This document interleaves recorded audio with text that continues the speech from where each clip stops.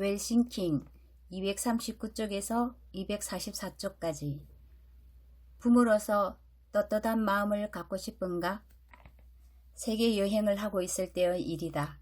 프랑스에서 만난 한 노 부인에게 인생에서 후회되는 일이 있냐고 물었다. 노 부인은 손을 턱에 대고 곰곰이 생각하더니 딱 한 가지 후회되는 것이 있다고 말했다. 나는 그 노 부인이 돈을 많이 벌지 못했다거나 다른 사람에게 너무 맞추느라 애썼다는 등 자기 자신에 대한 연민을 말할 것이라고 짐작했다. 그러나 그녀는 이렇게 말했다. 두 아들에게 공부하라며 매일 싸웠던 것, 그게 그렇게 후회됩니다. 학교 공부를 너무나도 싫어했던 두 아들은 노 부인의 마음을 늘 전전긍긍하게 만들었다. 사회에 나가기도 전에 공부 못하는 아이로 낙인 찍혀 낙오자가 될까 걱정한 것이다. 그녀의 걱정은 분명 자식을 사랑하는 부모의 마음에서 비롯된 것이었지만 자식들에게는 잔소리일 뿐이었다. 그래서 자녀들이 고등학교를 졸업할 때까지 매일 고성이 오갔다고 했다. 노 부인은 만약 그 시절로 다시 돌아간다면 아이들에게 공부를 강요하지 않겠다고 덧붙였다. 그리고 진정으로 좋아하는 일을 하도록 돕고 응원하면서 아들들과 행복하게 살 것이라고 말하며 미소를 지었다. 나는 예상 밖의 대답을 듣고 가슴이 먹먹해졌다. 자식 사랑만큼은 둘째가라면 서러운 우리나라 부모들.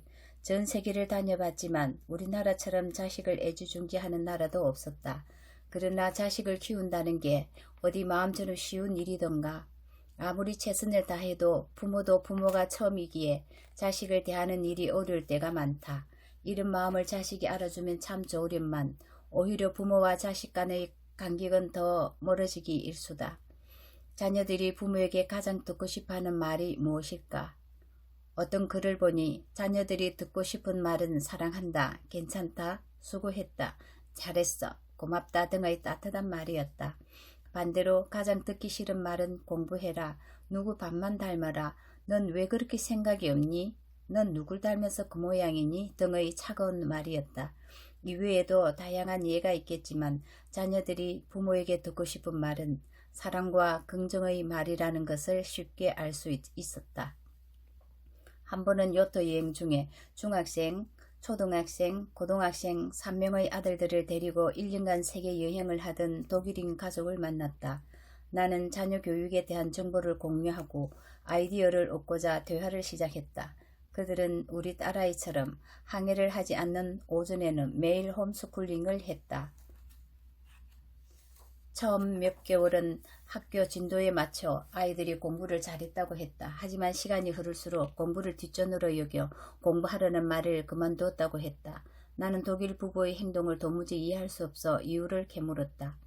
아이들은 자기 행동에 따른 책임을 배워야 합니다. 이 대답을 듣고 나는 자녀 교육의 새로운 장을 보게 된 것만 같았다. 한없이 보살펴주고 하나까지 열까지 모든 걸 챙겨줘야 할 아이들에게 책임을 운운한다는 게 정말 충격이었지만 뒤이은 이야기 무릎을 칠 수밖에 없었다. 독일 부부의 생각은 이랬다. 만약 공부를 게을리해서 학교에 돌아갔을 때 유급하게 되면 아이들이 깨달음을 얻을 수 있다는 것이었다. 아이들이 좋아하는 친구들과 함께 하지 못하거나 정상적으로 도달해야 할 커리큘럼을 배우지 못했다면 이를 통해 책임을 배울 절호의 기회라고 말했다. 나는 두 부부의 교육 철학에 깊은 감명을 받았다. 사실 나는 이제 막 학교에 들어가야 할 딸과 함께 세계 여행을 결심하는 과정에서 많은 고민을 했다. 하지만 나는 딸아이가 단순히 공부를 잘하는 삶이 아니라 살아갈 힘을 스스로 찾는 삶을 살게 해주고 싶었다.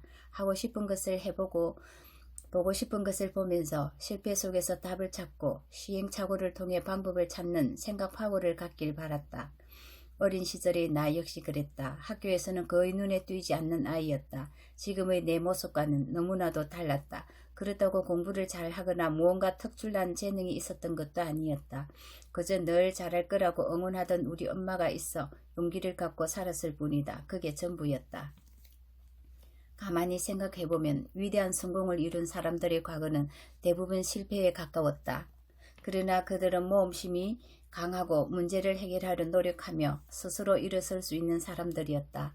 독일 부부의 말처럼 자기 인생을 책임질 줄 아는 힘이 있었다. 부모가 자녀에게 떳떳하려면 많은 경험을 통해 혼자 할 수 있는 힘을 키워줘야 한다. 하고 싶은 게 있으면 그쪽으로 나아갈 수 있도록 길을 열어주고 돌아오면 다시 받아줘서 충전할 수 있도록 도와야 한다. 인생은 폭풍 속에서도 춤출 수 있는 법을 배우는 것이라는 말도 있지 않은가. 그래서 나는 어떤 어려움에도 굴복하지 않을 태도를 심어주는 게 부모의 역할이라고 본다. 무엇보다 웰싱킹의 핵심인 잠재의식과 시각화의 중요성을 알게 된 부모라면 부정의 알고리즘을 특히 경계해야 한다. 부정적인 이미지는 강력했어. 삶의 매 순간마다 사람을 괴롭힌다. 하나의 부정적인 생각은 다른 부정적인 생각으로 이어지면서 인생을 옥죄한다. 나는 사실 게으르지 않았지만 어릴 적 아버지의 게으르다는 말로 인해 도전하지 않고 오랫동안 삶을 소모했던 것처럼 말이다. 내가 프랑스에서 만난 노부인이 그랬던 것처럼 아이에게 부정적인 메시지를 심으면 반드시 후회할 날이 온다. 아이는 부모의 거울이다. 부모가 투영한 그대로의 심상을 표출한다. 그만큼 부모의 양육 태도에 의해 아이의 많은 부분이 결정된다. 그러므로 아이에게 부정적인 말은 절대로 삼가고 사랑과 긍정의 말을 듬뿍 해주길 바란다. 아이가 자립하길 원하는가? 부모로서 떳떳한 마음을 갖고 싶은가? 그렇다면 아이에게 웰싱킹의 힘을 심어줄 몇 가지 방법을 소개하겠다.